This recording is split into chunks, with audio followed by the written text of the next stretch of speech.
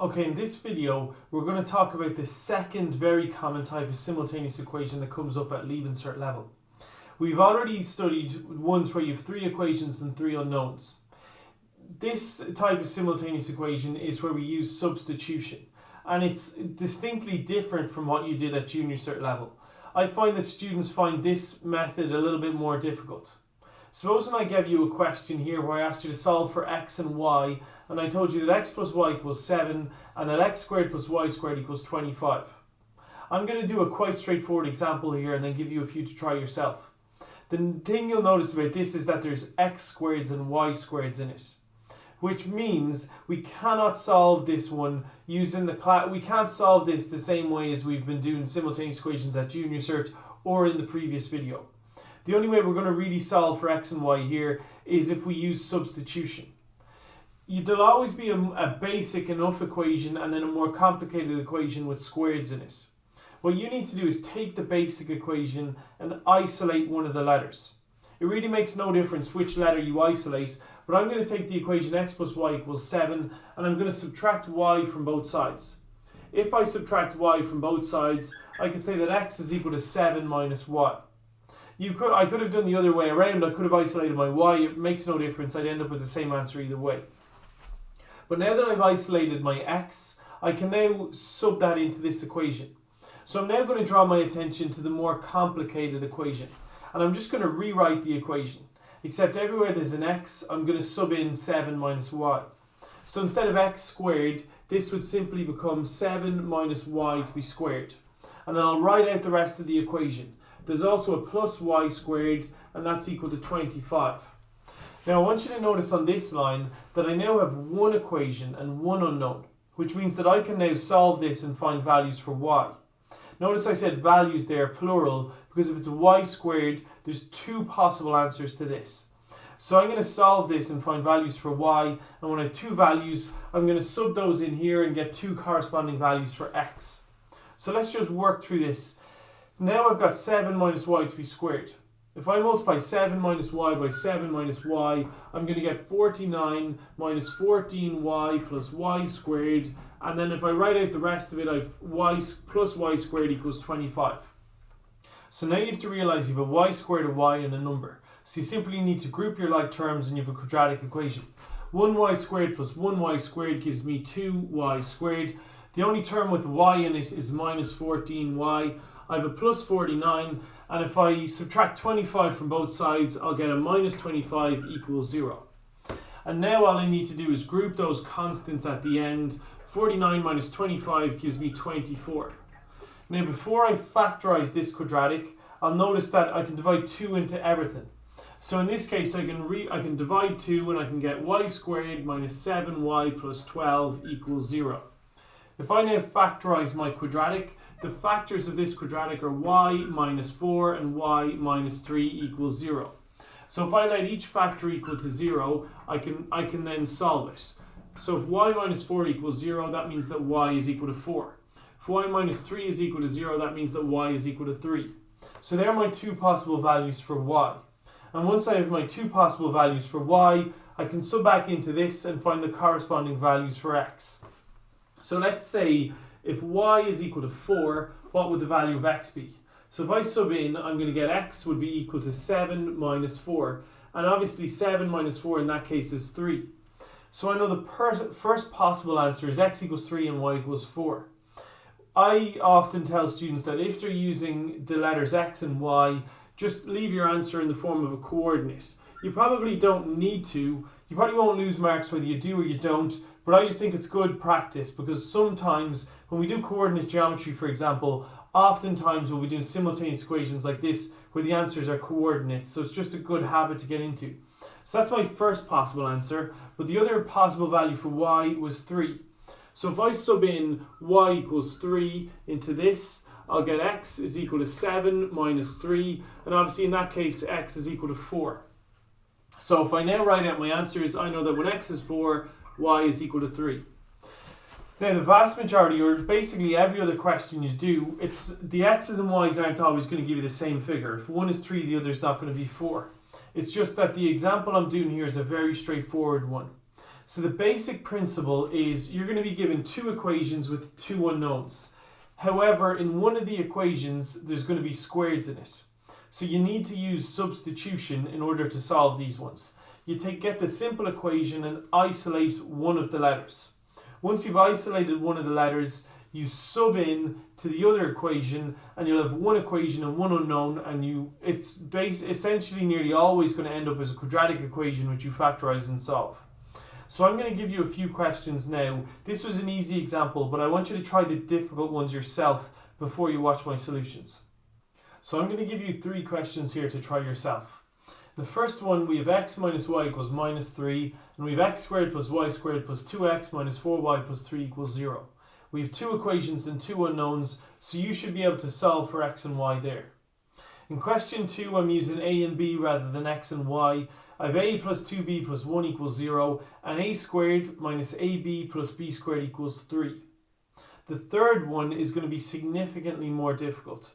We have 2x plus 5y equals 1, and we have x squared plus 5xy minus 4y squared equals minus 10. In each case, you're going to need to use substitution.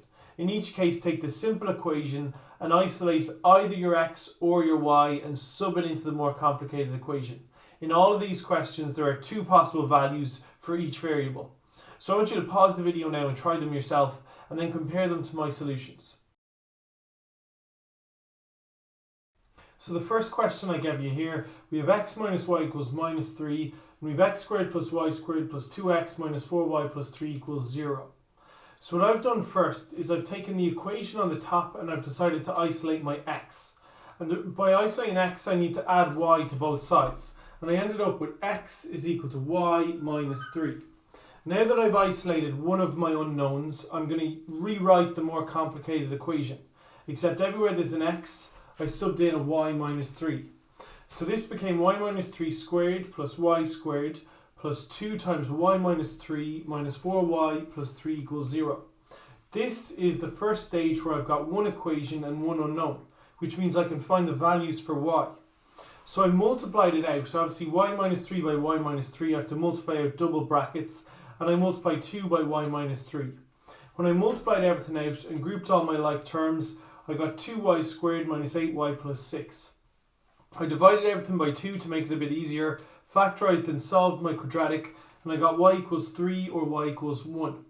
Now that I have 2 values for y, I'm going to sub each of these values into x equals y minus 3 and find the corresponding values for x. So I know that x is equal to y minus 3. The 2 possible values for y are y could be 3 or y could be 1. So when I sub in y equals 3 into this line, I ended up with x equals 0. So I know that when x is 0, y is equal to 3. The other scenario is that y could be equal to 1. So if I sub that in up here, x works out as minus 2. So the second scenario is that x is minus 2 and y is equal to 1. So these are my 2 separate answers for question 1. In question 2 here, we had to solve for a and b. And we have a squared minus ab plus b squared equals 3, while we have a plus 2b plus 1 equals 0. So what we need to do is take the simple equation and isolate either a or b. It is far more straightforward to isolate your a in this case because there's a coefficient in front of the b. We're going to address that problem in the next question. But it was far easier if you rewrite this as a equals minus 2b minus 1. So now I'm going to rewrite the more complicated equation. Except instead of a squared, I'm going to put in minus 2b minus 1 to be squared. And minus ab becomes minus times minus 2b minus 1 times b. And then I have plus b squared equals 3, which I just add on at the end. Now I just need to simplify it down and form a quadratic. Minus 2b minus 1 multiplied by itself gives me 4b squared plus 4b plus 1. I decided to simply just rearrange this one because I think there's a risk of going wrong here. I decided to just put the b in front of the fraction, in front of the bracket, so that I have minus b times minus 2b minus 1, simply because I think you're likely to make a mistake if you try and multiply it out now. Minus b by minus 2b is plus 2b squared, minus b by minus 1 is plus b. And then I have a b squared, and I decided to subtract 3 from both sides so that it's equal to 0. And at this stage I have a b squared, a b and a number, so I formed a quadratic equation. I got 7b squared plus 5b minus 2. If you factorize and solve your quadratic, your values for b work out as 2 over 7 or minus 1. And now that I have two values for b, I'm going to sub that into this equation here and find the corresponding values for a. So I'd worked out that a was equal to minus 2b minus 1. I've now worked out that a possible value for b is 2 over 7. So that means that a must be minus 2 times 2 over 7 minus 1, which works out as minus 11 over 7. So my first scenario is that a is minus 11 over 7 and b is 2 over 7. If I plug these into either of the equations given, it'll work out. This one will be equal to 0, this one will be equal to 3. The other scenario is that b could be equal to minus 1. And if b is equal to minus 1, then I've worked out that that means a must be equal to plus 1. So the second scenario is that a equals 1 and b equals minus 1. In general, for the vast majority of these questions, usually there's two sets of answers. Usually one set of answers is whole numbers and the other set of answers are awkward fractions. That's just the general trend with these kinds of questions. You'll get a fraction and a whole number. Now, I'm just generalizing here, but that's generally what will happen is you'll have a nice answer and an awkward answer. Let's have a look now at the third question, which was far more difficult. Okay, the far more difficult question here was question 3. And I think this is the way that it's likely to come up. In this question, I have two equations and two unknowns. The problem is I have to use substitution because I've got a squared in the first equation. So I've taken the equation 2x plus 5y equals 1 and I've decided to isolate my x. Once again, it doesn't really matter whether I isolate x or y, but in this case I've decided to isolate my x. This one is more difficult because both x and y have a coefficient other than 1. Which means that when I isolate x, first of all, 2x is equal to 1 minus 5y, but then I have to divide both sides by 2, and x is equal to 1 minus 5y over 2. X is equal to a fraction, so that's where the problem is. That's where this question becomes a lot more difficult. So now I'm going to rewrite the more complicated equation. Instead of x squared, I sub in what I've worked out, 1 minus 5y over 2 to be squared. And then instead of plus 5 times x times y, I've written in the 5 times y, and instead of the x, I've subbed in 1 minus 5y over 2. And then I've just finished it off. I've got minus 4y squared equals minus 10. I've got one equation and one unknown, which means I can find the value of y. It's relatively easy to square a fraction. Just view it as you square the top and square the bottom. 2 squared is 4, and 1 minus 5y multiplied by 1 minus 5y. If you multiply out your double brackets, you get 1 minus 10y plus 25y squared. It's very straightforward to multiply 5y by the fraction. You should view that as 5y over 1 by 1 minus 5y over 2. You multiply the tops by each other and you multiply the bottoms by each other. Essentially, it just means that it's still over 2, but 5y times 1 is 5y, 5y times 5y times minus 5y is minus 25y squared. And then I just take down the minus 4y squared and the equals minus 10. Often I think it's this line that students go wrong. Obviously I need to eliminate my fraction so that I can form a quadratic equation. In order to eliminate my fraction, I have to figure out what one number can I multiply all of these by so that the fraction will be eliminated. Same as we did something similar to this in the previous video on simultaneous equations. Basically, what number does 1, 2 and 4 all divide into? Obviously they all divide into 4. If I multiply this entire line by 4, then the fractions will be gone. If I multiply the first fraction by 4, view it as if you're multiplying by 4 over 1. The 4 on the bottom divides into the 4 on the top, and I'm essentially just left with 1 minus 10y plus 25y squared. For the second one, I have to ask myself, how many times does 2 divide into 4?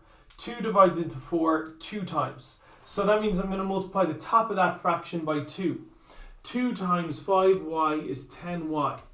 2 times minus 25y squared is minus 50y squared. Then this is just 4y squared multiplied by 4. Well, obviously, there's a minus in front of it. I'll get minus 16y squared. And then I have minus 10 on the right-hand side, which if I multiply by 4, it gives me minus 40. From here on, this is a relatively straightforward question. I've no more fractions, I've no more brackets, I've nothing complicated. I simply need to group my y squareds, my y's and my numbers, and form a quadratic equation. So this is the line that I left you at. All I've done here is I've grouped my y squareds, my y's and my numbers. Notice that I've added 40 to both sides, so that now the whole thing is equal to 0. 25y squared minus 50y squared minus 16y squared gives me minus 41y squared. In fact, the terms with the y's cancel each other out, so I have minus 10 plus 10, which is 0. And 1 and 40 adds up to 41. So at this stage I realised it's still a y squared, so it's still a quadratic, but I have to factorise it differently. What I did first was I multiplied everything by minus 1 so that there's a plus in front of the y squared. I then divided everything by 41 and got y squared minus 1 equals 0. This is the difference of two squares, so I factorise it and get y minus 1 times y plus 1. If I let each factor equal to 0 and solve it, I got the two possible values for y, or y equals 1 or y equals minus 1. Now that I have the two possible values for y, I'm going to sub back into what I've highlighted over here and find the corresponding values for x. So I know that x is equal to 1 minus 5y over 2. One scenario is y could be equal to 1. So if I sub 1 into this, I end up with the corresponding x value is minus 2. So minus 2, 1 is one possible answer to this question. The other scenario is that y equals minus 1, in which case x works out as 3. So my second possible scenario is that when x is 3, y equals minus 1. So they're the two possible answers for question 3. That's all that I want to talk to you about in terms of simultaneous equations. The simultaneous equations, the last two videos, you've probably found them relatively straightforward, but I'm sure a lot of you have made little sign errors and little mistakes along the way. Even if you are 100% confident about the method and how to do these, you need to practice them. It's the kind of thing that anyone doing higher level maths should be hoping to get full marks in, but it does take a bit of practice. So it's worth your while flicking through your book and finding a few more questions yourself and practicing a few of them.